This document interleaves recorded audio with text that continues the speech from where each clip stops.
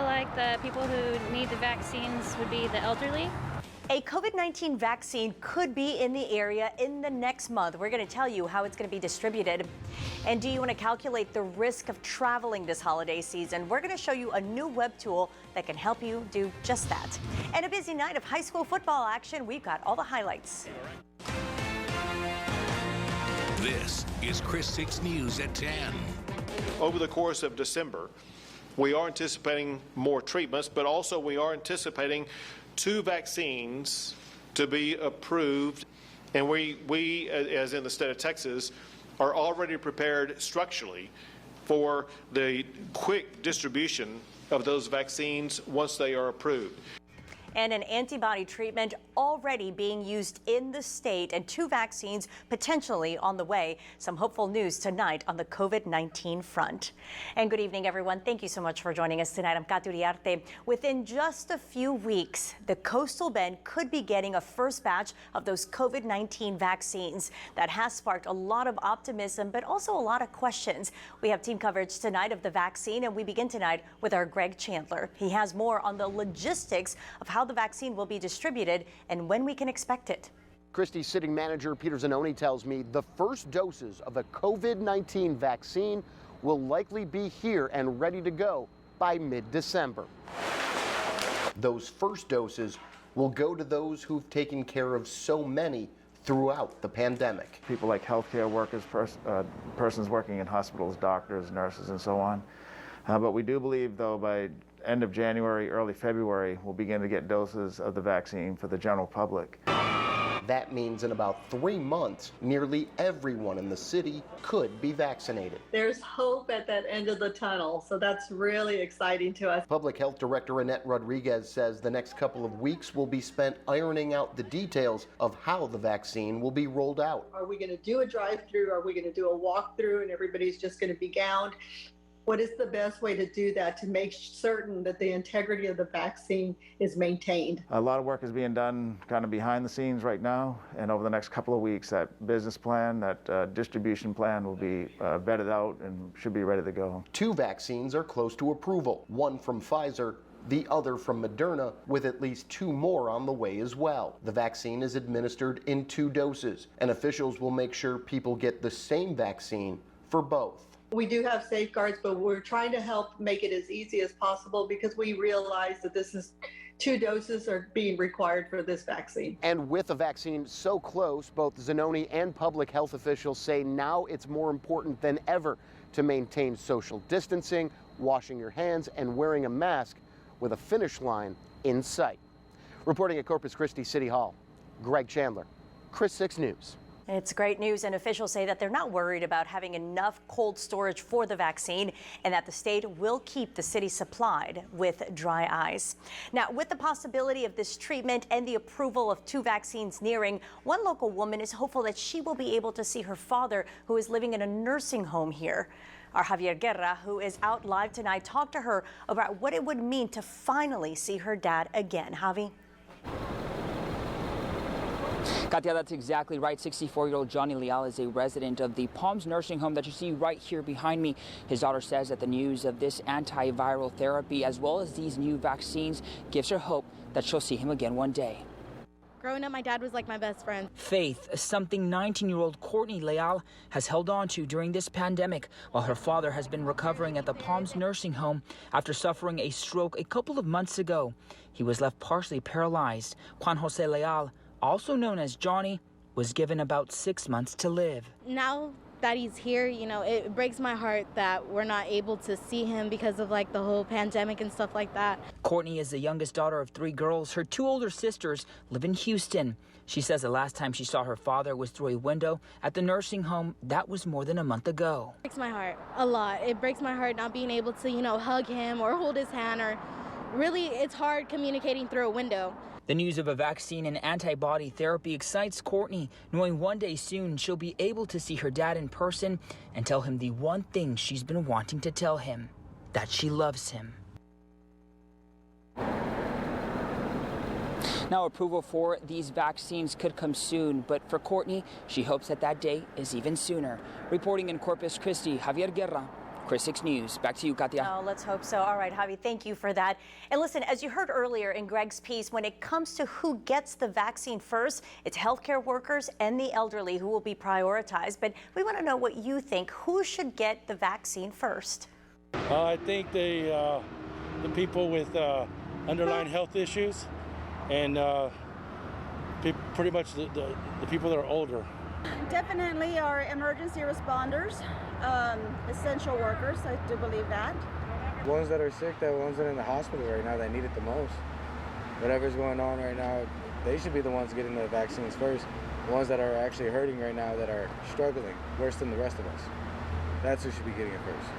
I don't feel like the elderly or the folks with compromised immune systems should be the first ones to get it.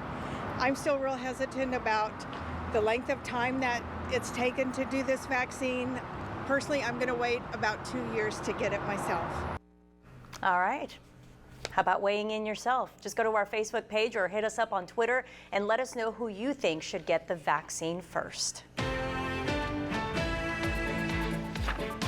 And sadly, we do have one more COVID-19 death to report tonight in Nueces County, a woman in her 40s. Her death raises our total to 467 deaths. And there's another big jump in the number of confirmed coronavirus cases today, 214 new cases in Nueces County, pushing our total to nearly 23,000. More than 21,000 people have recovered. And here's a look at the very latest coronavirus cases throughout the Coastal Bend. And you can also keep track of the cases in your area by just going to our website, kristv.com. And Bishop Garriga Middle School has become the latest school to move back to remote learning after 3 students tested positive for COVID-19. So we acted quickly and swiftly to follow our very specific and direct protocols.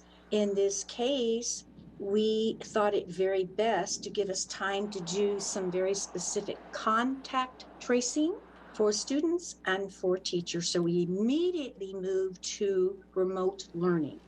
And the school moves to virtual learning to finish this week, and then they go on Thanksgiving break for a week. The week after that, every school under the diocese will have virtual learning. And listen, we have been keeping track of all area schools that have had to close because of COVID-19. If you want to view that full list, just again, visit our website, kristv.com. And tonight we are getting a first look inside the specialized COVID unit at John Peter Smith Hospital in Fort Worth. Look at this. You can see medical professionals having to wear full medical hoods that are supplied with their own oxygen to better try to protect them from getting sick. They work like this for 12-hour shifts, and they are urging people to please be responsible and safe. It's a plea echoed by the head of the Texas Division of Emergency Management. The drugs that are coming out, they will make a difference, but they still are not an excuse not to follow the recommendations of our public health partners. Just because you have a seatbelt in your car does not mean you should speed and drive reckless. Just because we are going to see these pharmaceuticals and therapeutics come out that are going to make it better does not mean we should be reckless in our behavior. And according to the last report from the state, Texas has had over 1 million COVID-19 cases. Just over 12,000 new cases were reported today. It is time now to head on over to the weather department for a first look at our forecast and a gorgeous day today, Dale. That's right, and it was preceded by a morning low of 53 degrees. It's the 4th morning in a row we've been in the 50s here and at or below normal, which is good news. 84, though, on the afternoon high, a little on the warm side and definitely above normal. Highs around the Coastal Bend today range from 78 in Point Aransas to 85 in Robstown, Alice, and also Falfurrias. What's it going to be like for tomorrow and the weekend, and is there any rain in the forecast? In a few minutes, I'll be back to tell you all about it. All right, Dale, thank you. Listen, as the holidays approach, you're probably debating whether or not you should travel to go see your family right in the middle of this pandemic. Well, coming up next, we're going to show you a tool that you can actually use to show you ways if maybe that trip would be a risk. Santa's here. Yes, look at him. Hey, Santy. He's made his way with his sleigh to La Palmera Mall. We'll take you there. Coming up later in the show. This is the Rebound Coastal Bend, brought to you by Conviva. Visit us at convivacarecenters.com.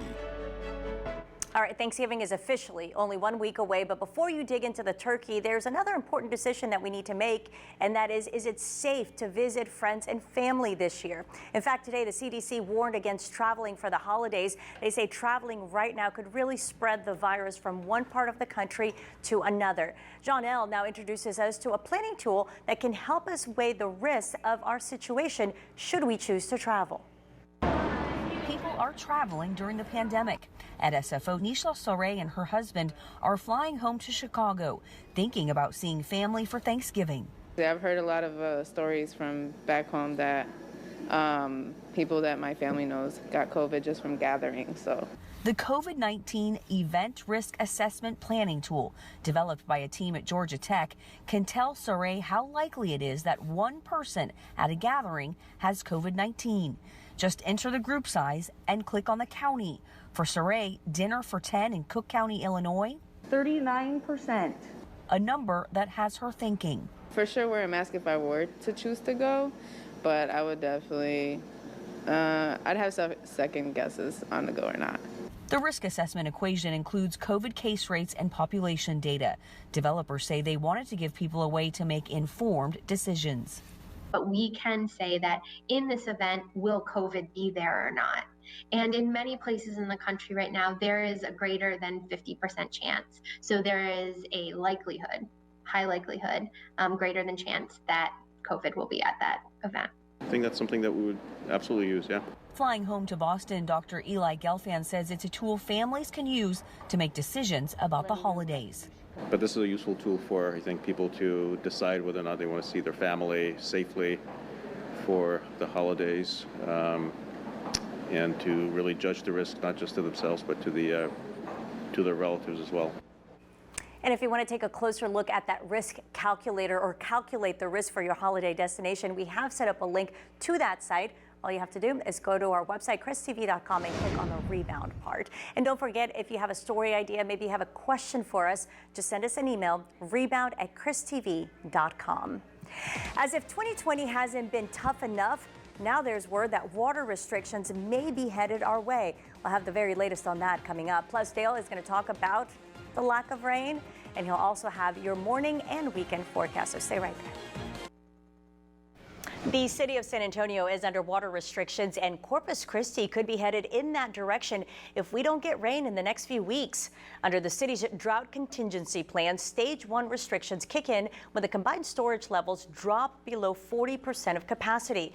And Mayor Joe McComb warns that we are headed in that direction if we don't get rain our way over the next few weeks. Our capacity right now, we're not under any restrictions now, but if we don't get some rain in the next couple of weeks, we may end up being right at our level 1, where we have to go into the first step of water restrictions. And if we go into stage 1 water restrictions, that would mean restricting watering with a sprinkler or irrigation system to only once a week. You can still water with a handheld hose any day of the week. Restrictions would also be lifted when the combined storage level climbs past 50%. Now, your KRIS6 weather forecast with Chief Meteorologist Dale Nelson. Well, the best thing about our situation is that evaporation is a lot more limited this time of the year because the angle of the sun is lower and it's not out as long and it's not as hot. But we're still working through a drought, and today's drought monitor shows that the drought is severe in the northeastern part of the coastal bend, moderate through Corpus Christi out to the coast, and not so bad out here to the west of us around Alice and Freer. But when you get into our watershed, especially the upper reaches of it along 35 west to Cotulla and Uvalde, it is terrible. In fact, we're in the extreme to exceptional drought in this region, and that's what the problem is none of that rain from Hannah made it into this area, and it is pretty dry. Lake Corpus Christi has had the normal rainfall for the year, but we had to release a bunch of it, and we've had a lot of evaporation. We haven't seen much rain lately, and our combined system capacity is down to 41%. That's what the mayor was talking about. We were averaging about 0.4% per week, so we could see in 3 weeks being below that number, in spite of the fact that I do think we'll eventually get some rain. And in fact, the rainfall outlook for 8 to 14 days through December 3rd does show above normal rainfall in Louisiana and trying to inch down towards the coast here. But again, if that rain falls by December 3rd, and I think it will, We will not see it in the watershed, though, and so it's not really going to help out. So I think water restrictions are imminent. All right, temperatures around the region right now, cool and nice outside, kind of shifting gears, 66 degrees here, 64 in Kingsville. Mathis has got 65, and the wind is almost calm there, and just 7 miles an hour here in Corpus Christi. Visibility is good most places, but Rockport is already starting to see a reduction due to some light fog forming, and the visibility situation is going to deteriorate here overnight, 2 to 5 miles. Notice better along the coast in the middle of the night than inland, and then it'll drop to 0 to 1 mile before lifting during the morning rather quickly after sunrise. So watch out for the fog again tonight. 66 now. We'll be down in the low 60s by 4 a.m. with the clear skies. Here comes the fog for Corpus Christi around 6 to 7 a.m. where we briefly drop into the upper 50s in this time zone here as the winds will be nearly calm. It's been delightful at night but warm and sunny during the day, and we're picking up a little more humidity coming in out of high pressure, which is steering the wind off the Gulf of Mexico into our region. It's flowing into this very weak front up to the north, and it's so weak that I've taken it out of the forecast for Sunday night. And that means no rain and no big cool down, maybe a degree or two, but that's it. We'll see a stronger front, as we talked about last night, coming in Tuesday night into Wednesday. Here's the winds, again, calm in the morning across the region, and then lightly blowing tomorrow afternoon, making for a terrific Friday for mariners and golfers, and the trend continues into the weekend with light winds on Saturday morning, and again on Saturday afternoon. The winds do pick up here over time as we get into early next week. There is a coastal flood advisory till 2 a.m. tonight. High tide just happened at Bob Hall Pier. We have higher than normal tides on area beaches. Morning lows, 58 degrees here, 57 for Sinton. A little bit lower as you go further inland, warmer near the water. And the highs tomorrow reach 83 degrees here with 86 in Alice. So here's a look at the 7-day forecast. And overall, it's a winter. I just wish it had some rain in it. 58 tonight, 83 tomorrow, 62 and 82. Wonderful on Saturday, 84 for Sunday. Good time maybe to start putting the Christmas lights up. Breezy Monday, Tuesday, and Wednesday. And there's a decent front here late Wednesday with a few showers, but not many, and nice, also nice on Thanksgiving Day. Katya? That turkey's trying to run away from you, Dale. It knows you're going to eat him. All right, thanks, Dale. When we come back, the safe way that Walmart is making sure you get a Christmas tree this year. And in just a few moments, highlights from a busy night of high school football. Stay with us.